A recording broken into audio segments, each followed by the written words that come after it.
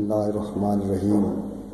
سردیوں کا موسم شروع ہوتا ہے تو مختلف قسم کے پھل جو ہیں سردیوں میں آتے ہیں، لیکن سب سے زیادہ اچھا پھل جو قدرت نے ہمیں تحفے کے طور پہ دیا ہوا ہے وہ ہے کنو۔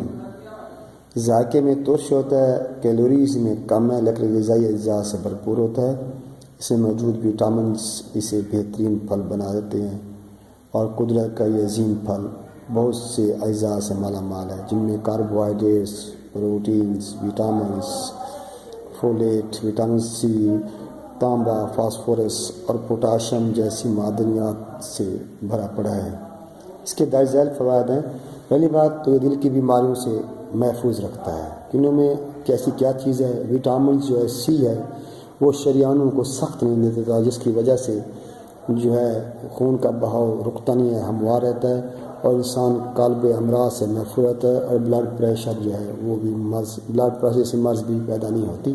اسی طرح معدہ ہے، اس کو یہ مینٹین رکھتا ہے، قبض دور کرتا ہے، بد ہضمی کو اور دیگر مسائل کی روک تھام کے لیے یہ بہت ہی اچھا ہے۔